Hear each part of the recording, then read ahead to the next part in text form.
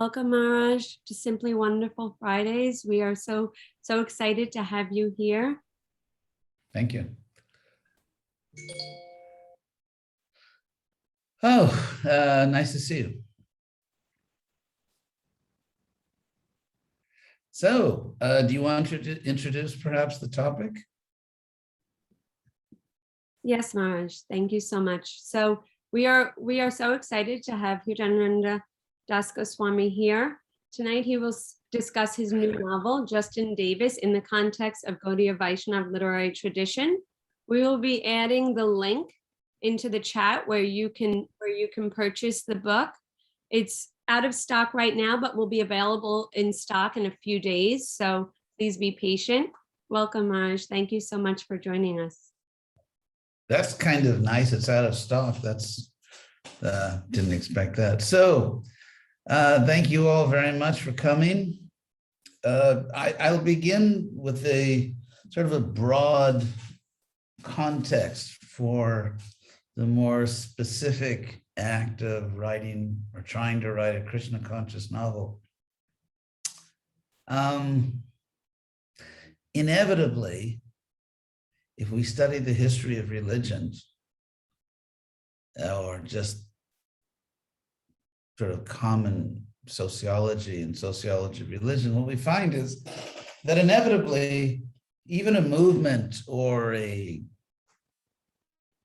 spiritual society that wants to raise people beyond the material or to bring them to a transcendental platform inevitably has to communicate its message and express its teachings through material objects.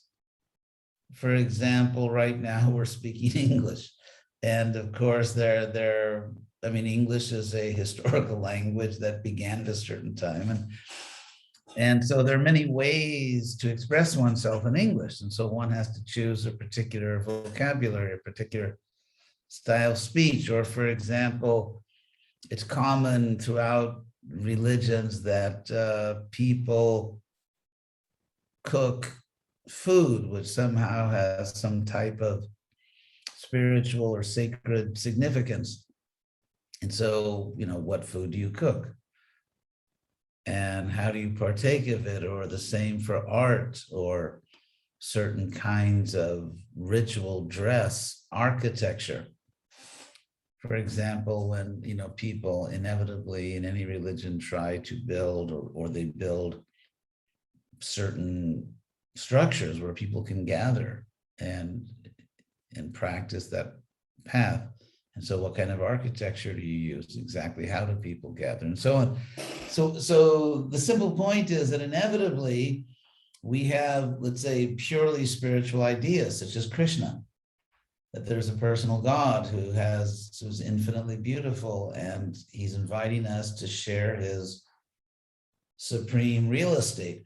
So, the spiritual world. So there are purely spiritual ideas and there's purely spiritual knowledge, and yet we have material bodies, and so we express and engage those ideas within a particular, you could say, human culture. And the next point I will make, moving along here inexorably, is that inevitably human culture changes, even when it retains, let's say, certain values. For example, there was a time in ancient India when brahmacharis and sannyasis dressed in deerskin, or they simply streaked. They wore nothing. And we know this is a fact because the Bhagavatam actually recommends this. If you read the Bhagavatam, you'll find a number of verses. I know because I looked them all up. You'll find a number of verses that talk about, that say that brahmacharis or sannyasis, those who have sort of a more renounced life, they should wear deerskin or nothing.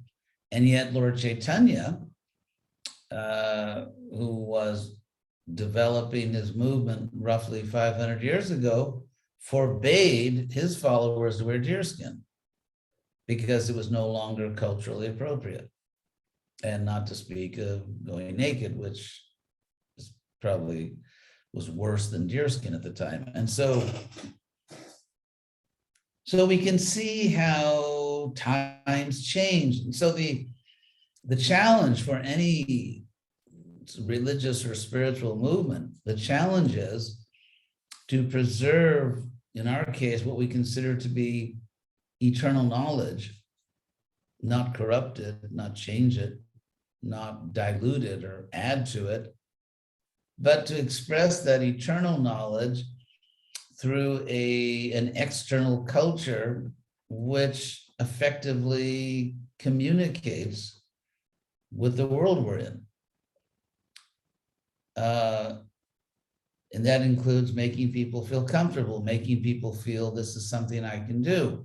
As we know in this age, simply to practice spiritual life is not the easiest thing in the world. It's not like people are beating our doors down saying, I want to practice spiritual life. And so therefore, the Vaishnavas should not add on to the inevitable difficulty of living a spiritual life all kinds of external difficulties, like asking people to dress in ways that they may find publicly embarrassing, or let's say presenting, even in the presentation of literature. So now let's get to literature, because actually, if I don't talk about literature, I won't get paid tonight.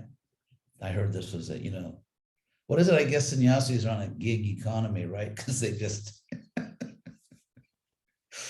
so if we look at literature, we find that also literary taste changes. For example, if you look thousands of years ago at literature, there's a very distinct genre which can be called epic narrative. In Europe, Southern Europe, you have the Iliad and the Odyssey of Homer, and of course, other books by other people, but the Iliad and the Odyssey were especially prominent in Northern Europe, Scandinavia, the Song of the Volsungs, which is kind of like their Iliad and the Odyssey, not quite on the same level, but and then you have Mahabharata. I'm not saying that Mahabharata is the same as the Iliad and the Odyssey. Obviously, there are significant differences, but in terms of literary genre, it's similar. And so it's a particular type of literary genre which people found compelling and riveting back then. The Iliad and the Odyssey were real blockbusters for centuries in actually throughout the Mediterranean world. And the Mahabharata, of course, has had an extraordinary impact on especially Asian culture, not even just South Asia, but even beyond just South Asia for thousands of years. So, but it's a type of narrative. It's, for example, to compare it to modern literature tends to be much more concerned with individual psychology and to show that people are not just, let's say, sort of unidimensional, or like Yudhishthira is kind of always indecisive, or Bhima is sort of always, like that old, was that character, the Hulk, it's clobbering time, so I'm not saying that these characters are one-dimensional, they're pure devotees, but the presentation tends to be, so literary taste changes, and it doesn't mean that people back then were inferior. It could be that actually it's the opposite. They were they were in a higher state of consciousness and didn't need the book to do it all for them.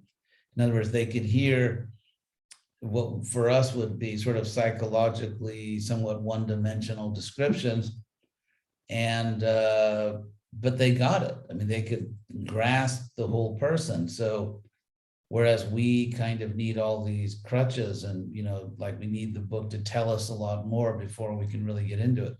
So, I mean, you could go on and on and on and talk about the difference. And if you look at, for example, 18th century literature in Europe, it's different. 19th century literature, 20th, 21st. So I do not recommend 20th or 21st century literature. But anyway, what you can see is that taste changes. People, they have different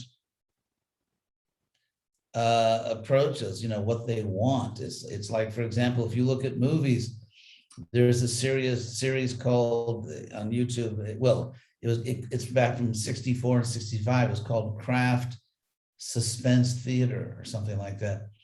And it's very interesting because, I mean, I studied these things for my writing. So if you watch these episodes, I mean, the acting is different. The acting tends to be more theatrical. Are you sure that you have to go now? Yes, I have no choice. It's like nowadays we would think like, what are you doing? But so even in the last, 50, 60 years, styles of acting and dialogue and the sort of the dramatic curve of the story, I mean, things change. And so, although there are, at the same time, just to balance this, there is literature which kind of stands the test of time and contains certain universal virtues as literature that, people may actively read it for centuries. One very good example is Jane Austen, who I think, I'm a, in terms of learning how to write, big Jane Austen fan. So, and she's more popular than ever. She wrote her books, about 200 years ago, actually now a little more than 200 years ago. And yet she's still rising. And so, because people perceive universal elements, the Bhagavad Gita, we still read the Gita, obviously. And the Bhagavatam. So it's kind of this balance between, I mean, certain literatures and certain art in general achieves a type of universality. It's so good that it appeals to people across vast expanses of time and vast geographic expanses. And yet, I would say in general, there is a need, to use the old expression, a crying need. People don't say it anymore, crying shame, a crying need. Anyway, language, it shifts. So, but I saw that there was a real need to take Krishna consciousness and try to present it in literature in a way that would really move people nowadays. Based on, and of course, there are limitations. For example, there's certain kinds of literature I just really don't like and I'm not going to write. So people advise me like, oh, you should, put this in or put that in, but there are things that I just really can't, I'm not comfortable with. I won't, go into all the details of that. So I mean, it had to be authentic. I had to write it. I wanted to write a novel because I thought novels were so powerful, just the way they affect me. Good novels. I mean, I found that a really, really well-written novel, like some classics, really, I'm talking here about classics, they really moved me. They're very powerful. I had one experience because I was exploring the genre, Yukta Vairagya, as a cultural manifestation that we could powerfully use to serve Krishna. So I began listening to audiobooks. I was listening to one of the great classics of English literature, Jane Eyre by Charlotte Bronte. And those were in the days when they had little cassette players.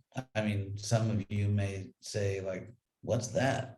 But believe me, there used to be a thing called cassette players and there were little tapes on them. So I was listening, and because, it's a pretty long book, and so I didn't just sit down and listen to the whole thing. I would, on my bookshelf, I had this cassette player, and whenever I had a free moment or, a half hour, I would just push the button and listen to more of Jane Eyre, which I thought was really an extraordinary book. And I remember at one time I was so much into the story. That I had to go do something. Knowing me, it was probably I had to go eat for the 12th time that day. But anyway, so I had to go do something. And so I stopped the tape, and I it's kind of the spell broke, because the book kind of puts a spell on you. It's such a good book. And then I had this realization. It just really came to me in a flash that the world that I was returning to when I stopped the tape and just go around the house and do whatever I had to do, somehow seemed less real to me than the world in the novel. I felt like I was sort of going down a notch. I was going down a level in terms of just ontological power. So, of course, I wasn't crazy. I knew that's a novel, that Jane Eyre was not a real person, et cetera, et cetera. Of course, obviously I know that. But at the same time, there's a way in which, because a good novel can convey truth about people, about human nature, about God, Jane Eyre actually really, it's a very pious book, and it really, in a sense, God is at the center of the book. And so a powerful novel can bring you into a world which is very real, because the principles are real. And, Prabhupada, I remember he once said, he was doing that philosophy book where first Hayagriva and then Shamasundar first Shamasundar, then Hayagriva. Basically, they would read Cliff's Notes, like 15 minutes before their sessions with Prabhupada. And then they would explain different Western philosophers. And then Prabhupada would respond. So I forget the context or what philosopher they were discussing, but Prabhupada says something like, anything you can imagine exists somewhere. Because if you think of it, the universe, God's creation, Krishna's creation is infinite. There's millions of universes. And so practically anything the human mind can imagine in terms of a story, in terms of a character, exists somewhere or existed somewhere, because there's just innumerable living beings. And so there is, we could talk philosophically for a long time about the ways in which a really good novel is real. We know it's not actual history, contemporary or near contemporary history, but there's a sense in which the principles involved, the character that's being described, and the kinds of emotions are things which are real, which are part of the real world. And so in any case, I have been inspired for some time, or have been convinced that the novel, rightly done, is a very powerful way to convey Krishna consciousness. And so I thought, I'm going to try to write one. And I read several books, like those books you find at bookstores. Do they even have bookstores anymore? Anyway, those books like, writing novels for dummies and stuff like that. Anyway, I read a number of those books by, apparently qualified authors, and I just did it. Actually, technically, Krishna. I just really tried to get a blessing from Krishna to be able to do it. And so, and now it's published, and the response has been really great. And even I'm impressed. I don't think that I did it. I think I was just somehow given that service. That's what Mozart said, by the way. Mozart is, smarter than your average composer. And so Mozart's famous for saying that the music he presented to the world really came to him from heaven. And that was a common understanding back then in the 1600s, 1700s, before the world became more advanced, that that really, if one is a writer or a musician, a composer or an artist or whatever, or even a philosopher really, that the gift has to come from above. It has to come from above. It has to come from heaven. And then you take that gift and then you offer it back. And so this, of course, Krishna describes in the 3rd chapter of the Gita, the idea of receiving a gift and then offering it back. And anyway, I won't go into the whole history of it, how like the Saint Cecilia Day celebration that was held annually in England, the 1600s, I'm not sure how far it went to the 1700s, but all the best artists, the best composers, authors and everything would meet, and they would have sacred service. There would be a religious aspect to it, and they would offer the best of their art to God. And so Bach, after every piece, he wrote to the glory of God. And so there really was this understanding in the world that it's a gift. So I'm going over the novel Justin Davis with the Portuguese and Spanish translators. It's being translated into several languages, and so they're reading it in the respective languages. And as they read, I'm following it in English, I catch little things. And I was really impressed. I thought, oh my God, how did I ever write this? And so I think the answer is that the obvious answer is just, it's a blessing.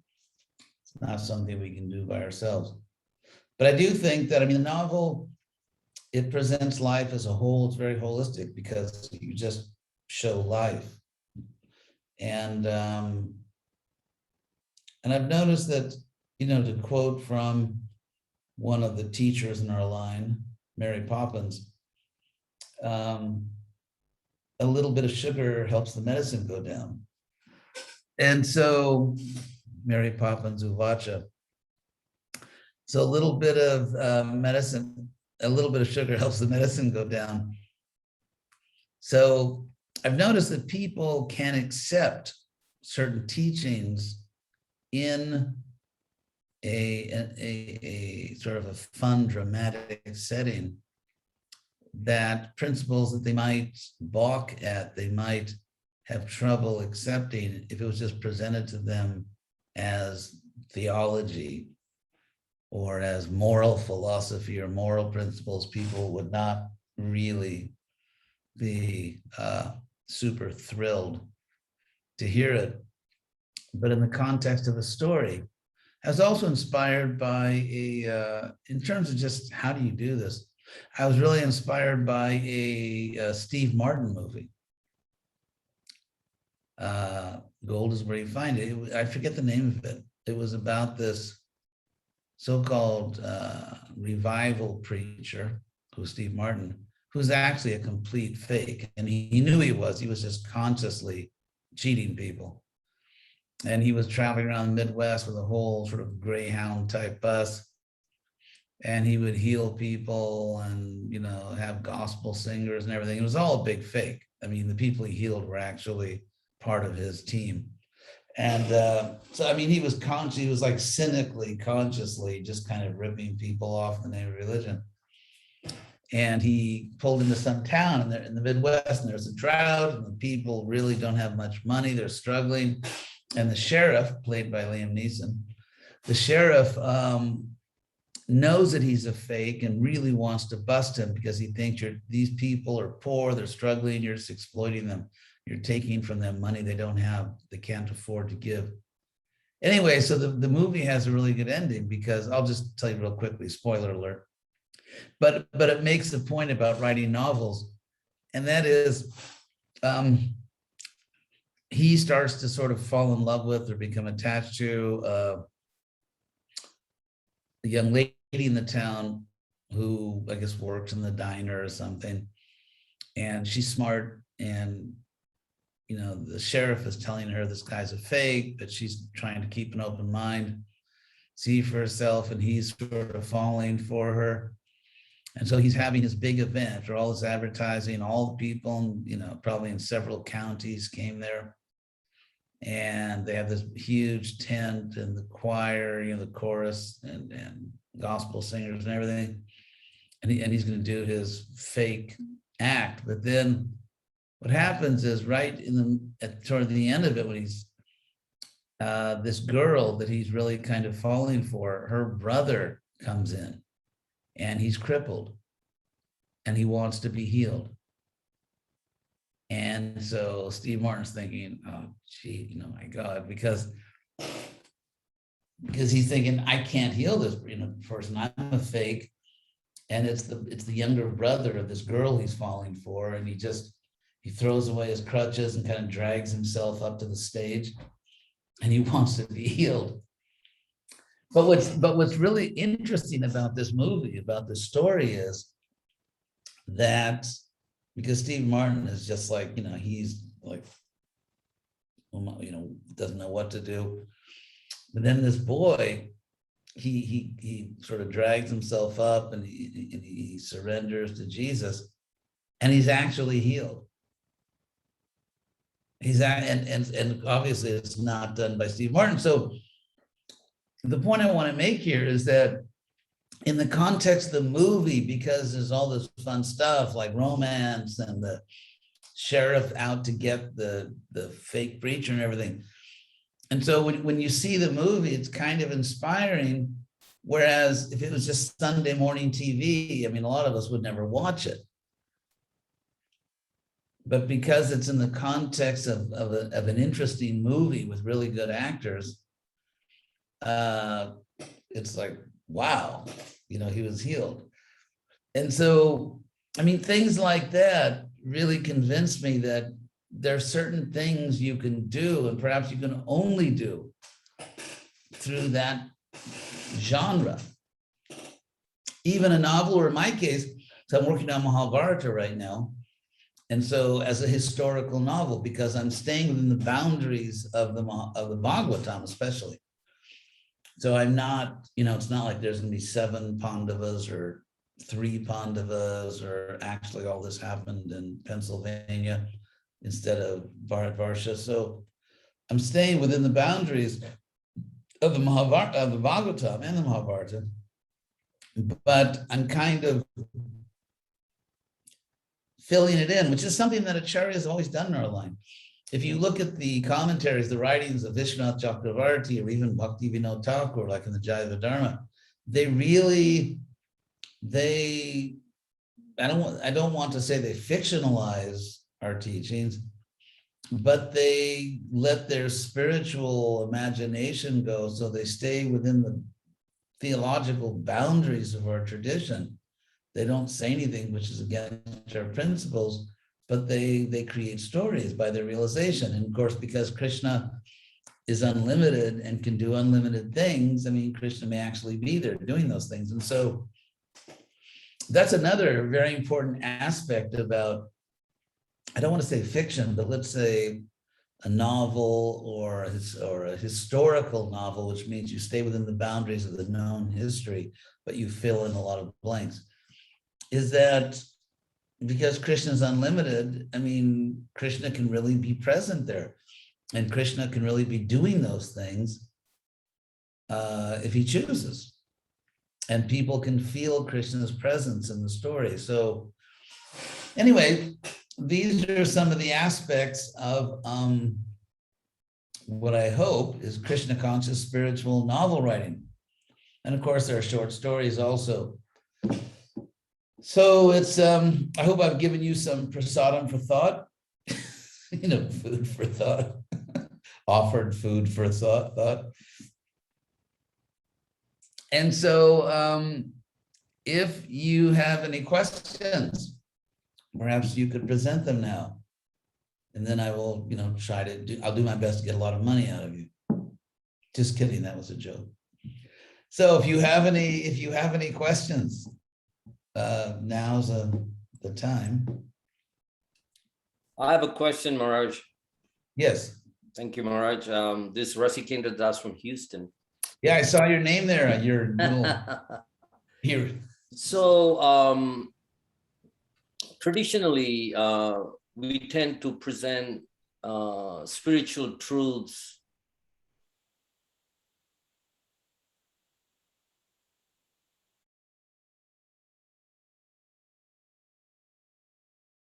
in a very full setting, course of events. So like you said, there have been precedent before, like Vishwanath Chakravarti and Bhaktivinoda Thakur doing almost writing like novels, like Jaiva Dharma. So how is viewed in contemporary modern Vaishnava society if somebody writes a novel and try to present spiritual truth, spiritual understanding, spiritual upliftment through this novel? So how is it viewed in contemporary, apart from, of course, ISKCON is there, in the greater Vaishnava tradition, how is it viewed? Well, as far as, I mean, first of all, you could say, how is it viewed today and how is it viewed historically? Well, so far, nobody wants to hang me from the highest tree. So this novel's been out for several months, and I'm just sort of in my normal, somewhat low-level amount of trouble. And so, yeah, I think at this point, devotees are, there's nothing in the novel which I think would offend the sensibilities of devotees. I mean, it's not that there's a guru that, you know, smokes imported cigars or something. So, yes, and there's nothing which is philosophically wrong or bad or so. I think, yeah, I think the response has been good. Has there been a precedent in ISKCON, something like this? Tamal Krishna Goswami wrote a novel, sort of a novel. It was, you know, many. Yeah, I forget the name in English, but Yoga for the New Millennium. Yoga 21st century. Of course, I mean, he was a great Vaishnava. It is a great Vaishnava, but it's kind of like using that format as a platform to preach, like, you know, because he was trying to preach in China. I mean, no one could have done what he did in China. It was just an extraordinary achievement, but still, it's like, you know, these Chinese Americans are immigrants, I guess, and they meet this really, you know, this tall, handsome Western sannyasi. They invite him to their home, and then basically just the rest of the book is kind of a Bhagavatam class. And so, I mean, it's a great book, but so I was trying to, I had a real sense of, how should I put it, sort of literary standards. And I decided early on that I wasn't going to sacrifice the literary standard for the sake of preaching. But I also wasn't going to sacrifice the Krishna conscious teaching for the sake of, you know, pleasing some people, the novel. So the challenge, which I believe Krishna gave me, the challenge was to write something that really works as literature. But at the same time, it works spiritually. And I think that's the real challenge, because to write something which is kind of people like, but it doesn't really have a lot of serious Krishna consciousness, to me is not a challenge. It's just, or to write something that has a lot of Krishna consciousness, but it doesn't really achieve a certain level as literature. So that was a challenge that Krishna gave me, that it has to work as literature, but it also has to work spiritually. And one, I can't develop one at the expense of the other. So I have to find a way to present Krishna consciousness, but a way that in no way lessens the quality of the literature as literature. And so that was the challenge. That was the challenge that and that's why it took me so long, apart from other reasons. But, you know, I had my day job in ISKCON, but because I was just determined not to sacrifice the literary quality for the purity, nor to sacrifice the spiritual quality for the sake of literature. Literary. Yeah, so I think that's the real challenge. If someone wants to write, if a devotee wants to write let's say, novel fiction or whatever, historical fiction or other genres, that's the real challenge. They both have to work. It really has to work as literature, and it has to work as spiritually. Interestingly, in medieval India, there were intellectuals that were totally into literary criticism, and they did very sophisticated work on what makes a good story and what are the standards for a good story. And actually, there was one aspect, one very prominent aspect of that analysis, which Rupa Goswami took and Krishnized, and that is the analysis of rasa. So the 5 primary rasas and the 7 secondary rasas, that was a form of analyzing and critiquing literature, which was prominent among sophisticated intellectuals in India for centuries before Rupa Goswami. And he applied that sort of analytic apparatus, he applied it to Krishna. And analyze Krishna in terms of the rasas, the rasa vichara, rasa analysis. But it really was a long established way of evaluating literature.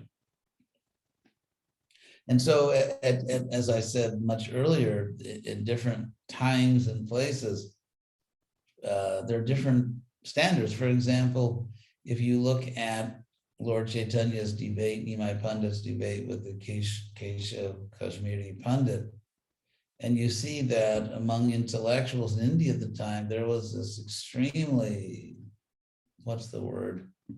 sophisticated culture of literary analysis or literary or composition, avoiding logical contradictions and all kinds of that form of writing is called kavya, from the word kavi, because in later Indian languages, kavi came to mean a poet. And so kavya is poetics. And you get a great example of it, just if you read the debate between Nimai Pandit and that Keshav Kashmiri Pandit. And so, but that kind of literature, which Rupa Goswami completely mastered in the different plays he wrote, but that kind of literature, which is the language is very ornamental, it has all kinds of subtleties and intricacies. It's something which is not really done so much nowadays. There's not a big readership. But back then it was, it was the big thing. And so that's just an example of how literary taste and standards change over time. So that's why I want, I'm trying to present the whole Mahabharata, actually going back 4 generations, because I become deeply fascinated by the 4 generations before Krishna and the Pandavas, and their relationships, and how all the events of those other 4 generations really lead right up to Krishna's appearance. And so I think I spent a lot of time sort of trying to reconstruct the history, the century before Krishna came, because I think, first of all, it completely fascinates me, and I think it's really part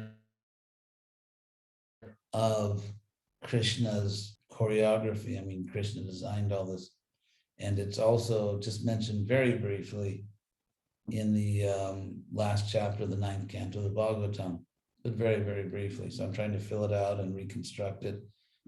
And so that when you don't simply look at, say, the Pandavas or Krishna or Dhritarashtra and all these people, but I want the reader to see the world through their eyes. I want you to see what the world looked like to people who were alive back then. Mm. It's just like, for example, if someone's well-read, they have a sense of, you know what's going on, America, there's Europe, there's Russia, there's the Middle East, India, China, and so, if someone is basically well-informed at all, they know kind of what's going on in the world.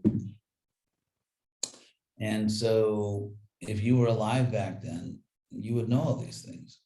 It's just like, I'm sure all of us know that in the 20th century, there were 2 world wars.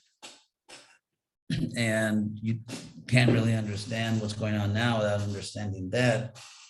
And, or there was a war in Vietnam, or there was a digital revolution, which has kind of changed everything. And so, so people who were born at the time, people who were alive at the same time of the Pandavas, they were very keenly aware of the preceding generations.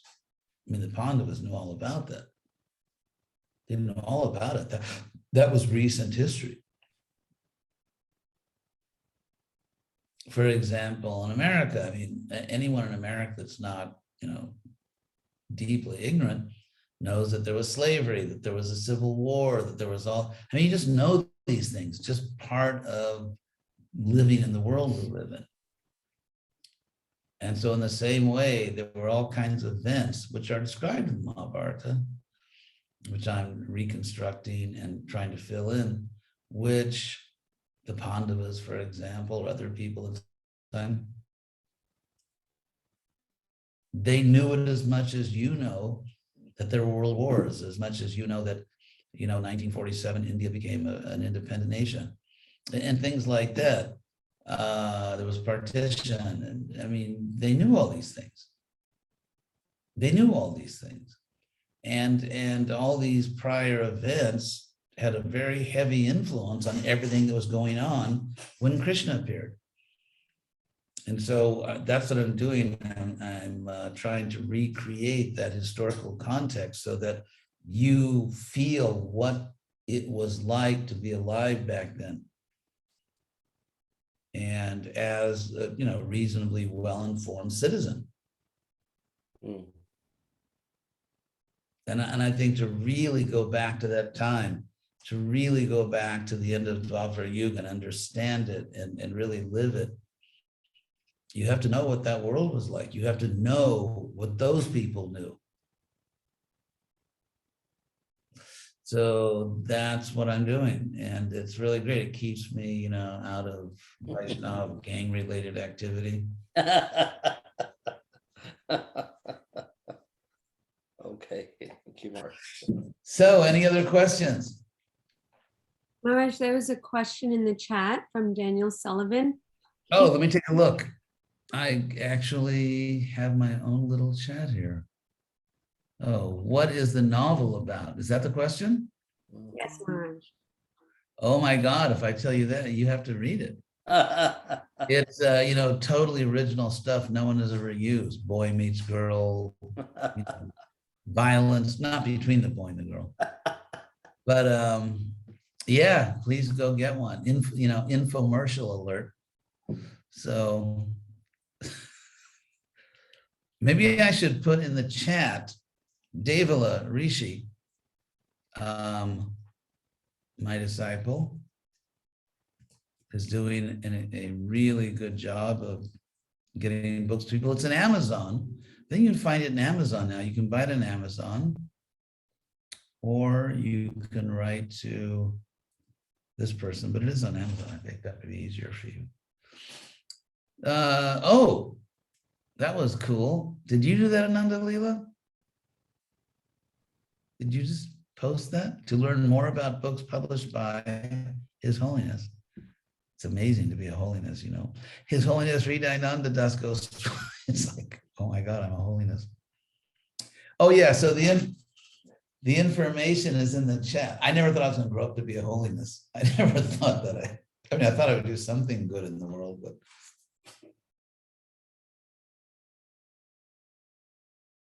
If anyone has any questions, So any other questions? please feel free to unmute if you have any questions. I see we have a Yeah. hand raised. Hello. Hello. Hare Krishna Maharaj, my obeisance is thank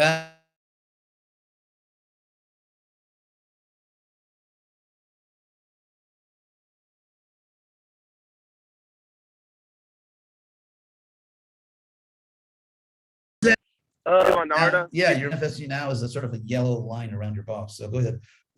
Yes, yes. So my question is, recently my wife, myself, and a few other devotees, we started this like hub for Bhakti arts within ISKCON support or framework. And I feel like my question is sort of seeking some advice. I feel that when we're creating some sort of artistic endeavor, it can become very like intimidating if we're trying to aim towards a secular world for relevance, right? So what advice would you have if we're trying to build this framework or support system amongst each other so we can maintain that balance and not get pulled over too far off the ledge? I think the danger has been, well, I mean, as you said, it's true. Some people go, get pulled off the ledge. I think one of the biggest problems in ISKCON is not going far enough on the ledge. I think there's if I can just be very here, I don't want to offend anyone, but why not? And that is, I think in ISKCON arts in general, I would say the biggest problem is a pervasive amateurism, in the sense of not really. When I started to write the novel, or when I was trying to, simultaneously trying to write it and trying to learn how to write it, and I felt that this is really like a new career for me. It's like if, let's say, for some strange reason, at a certain age in life, I wanted to be a dentist, or definitely wasn't in the cards. Or let's say if I wanted to be, I don't know, a professional golfer or something, or if I wanted to be an engineer, it's a whole career. You have to devote years of your life to learning how to do that. And so I think that, and I don't mean to criticize or demean anyone, but I think ISKCON is kind of, in the devotees in general, not just ISKCON, are kind of plagued by this amateurism. And I think it's true in music. I think it's true in art. I think in literature, and or just like the quick fix, you just sort of bring in some Indian stuff. Indian culture, let's say like the arts, like dance and music, or even paintings, and so on. I mean, of course, it's impressive. I mean, they're good, sincere people who master a certain type of art, but it doesn't speak so much to a non-Indian audience or a non-devotee audience. And of course, you can measure this. I mean, this is just totally quantifiable. It's mathematical, because you can just see like how many people purchase, let's say, Indian music, how many people who are not Indians, and let's say who are not devotees, or they belong to some other Indian-based movement, some yoga movement, just how many people in general buy that music. If there's for example, a Bharatanatyam performance in Cincinnati or in Milwaukee or wherever, so why I'm really kind of like skewing to the Midwest there. But anyway, so let's how many people go? If you go to one of those performances and see how many non-Indians bought tickets for it. So the fact is that if we really, there you are, good old Bhagavan Narda. So I think if we really want to reach a broad mainstream audience,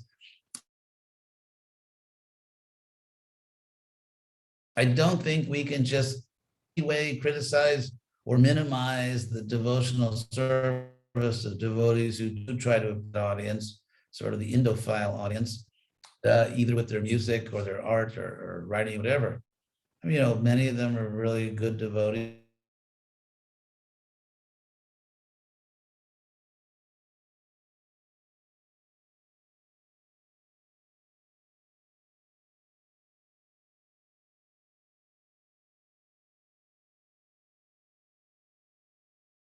But I think I also want to reach the world. And so it's kind of like if you just do it Indian style, and there's nothing wrong with it. It's, you know, it's an impressive classical culture, but if we want to reach the modern world, it's a lot harder. If you just kind of do it, you know, Indian style, there's sort of a built-in audience. And you have to be that good, although some devotees are very good at the, you know, some devotees are very talented and skilled and so on. But I think to reach the world, to really have impact, you know, with mainstream society, it's very difficult. You have to really, really work hard. You have to become really good at what you're doing. And that's what I'm aiming at. I think there's a part of it too, where it's like, we can get criticized by devotees, and that can kind of like, for it not being pure enough, or, you know, it not being, I guess, you know, cultural enough. And I think, yeah, but to say, but to take Indian as a synonym for cultural, in my view, is just trying to think. I'm trying to be nice here, but I mean, all the words that are coming to my mind are not so nice. Let's say I think it's a tragic misunderstanding of reality. I mean, what Krishna, I mean, the idea that only Indian things are pure, first of all, Prabhupada totally rejected that, and I think any sane person would reject that. What Krishna actually recommends or enjoins in the Bhagavad Gita is culture of the mode of goodness. First of all, half of Indian culture comes from Muslims. And there I'm including music and art, you know, and some forms of architecture and, you know, cuisine. I mean, a lot of it, more than most devotees imagine, is you know, coming from the Muslim side. Because if you look at India, even though numerically, of course, there are far more Hindus and Muslims in India, but the Muslims were in charge for a long time. And they, you know, they had the purse string. So if you were an artist, if you were, or let's say especially a musician, you had to have a patron. Someone had to pay for it. And there wasn't public performance. It's not like nowadays, like you just rent a venue and then you go and your band plays and a lot of people buy tickets and you make money. It wasn't like that. Or if a lot of people download your music, it wasn't like that. Like, for example, in Europe, up till really the Industrial Revolution, really getting into the early 1800s. I mean, before that, the Baroque period, the patrons were either the church or the nobles. And you had to, if you didn't have a patron, you know, music was not going to be your day job. And so in the same way in India, the kings were the patrons and the kings were Muslims. And that's why the Muslims dominated for centuries, and still do actually, Indian classical music, especially in North India. So this idea that something's not cultural unless it's Indian, I think is, and with absolutely no negative idea intended toward Indian culture, but the idea that it exclusively is just culture in general, just culture, I think is a bit mindless. It's a bit mindless. And, you know, and that's not at all what Krishna teaches. Krishna teaches mode of goodness. So I think that's what's really, in a sense, holding things back, among other things, is that we need people. If someone really feels their calling is music or literature or visual arts, I mean, if you're aiming high, if you really want to reach the world and not just little subcultures, then it's very hard work. It's very hard work. You have to really, really, really work at it and just practice. It's very hard. And so, it's easy. Most people just don't want to work that hard, so they just take the easy way out.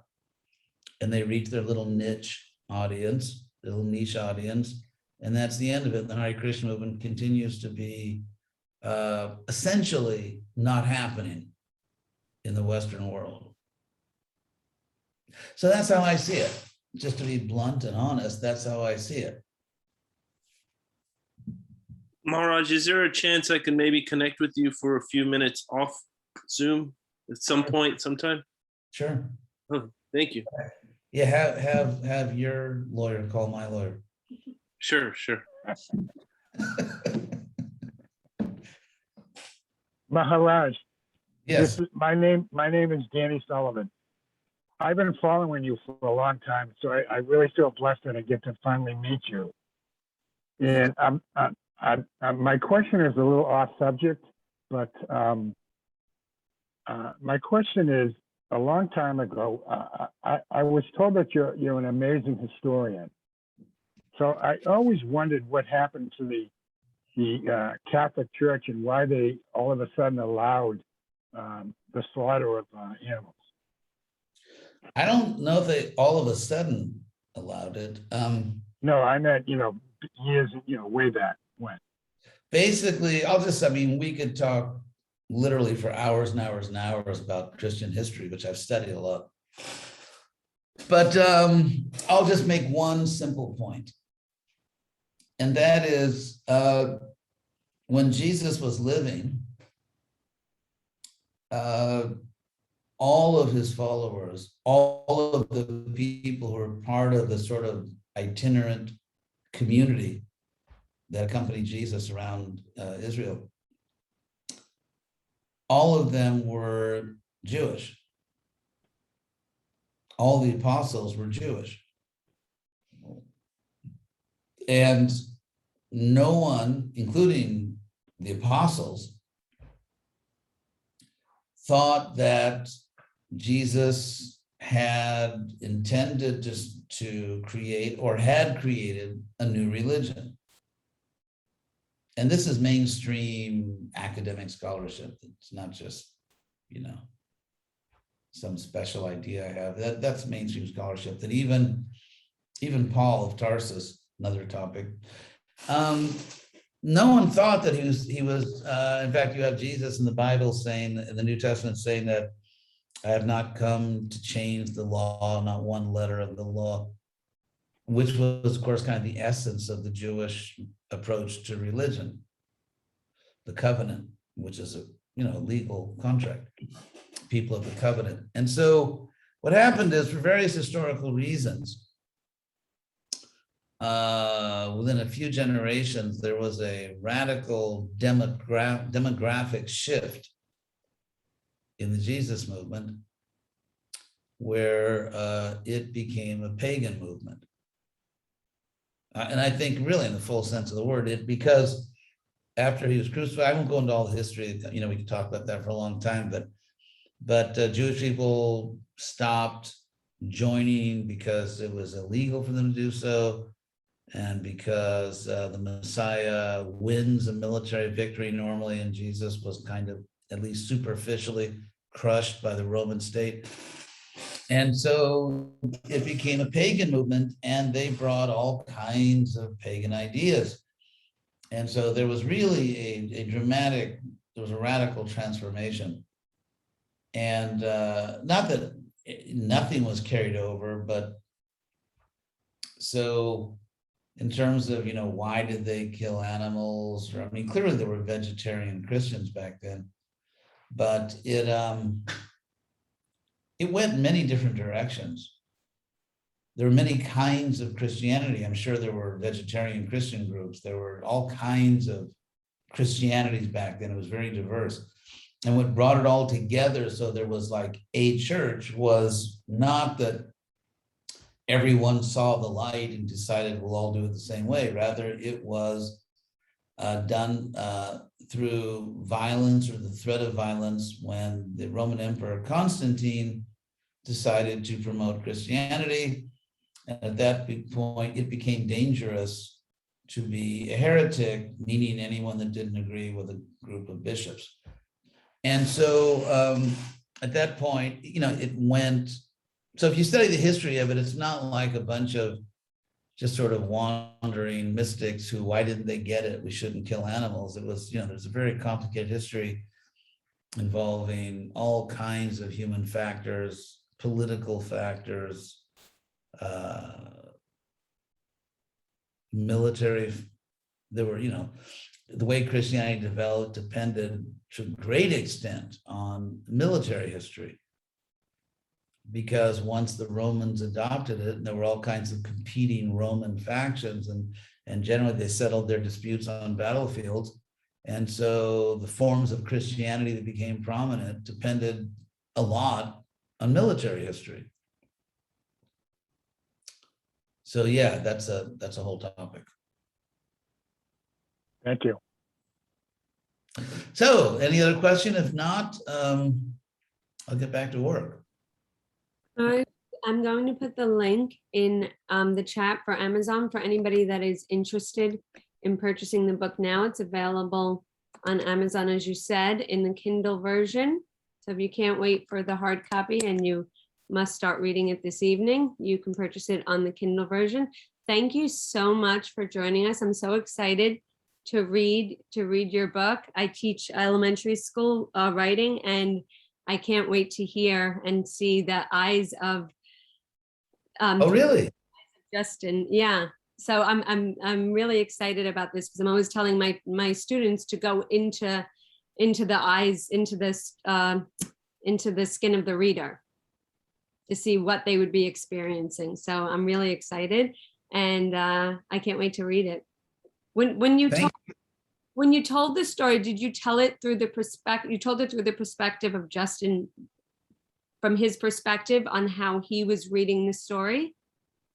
Yeah, I did. He's the sort of what they call the point of view character. Mm-hmm. That's very nice. I mean, I'm really happy that you're going to read it. And do you think that it would be something that would be suitable for 10, 11-year-olds? I would say, though, 10, 11-year-olds that are kind of really, they're sort of smart, have good vocabulary.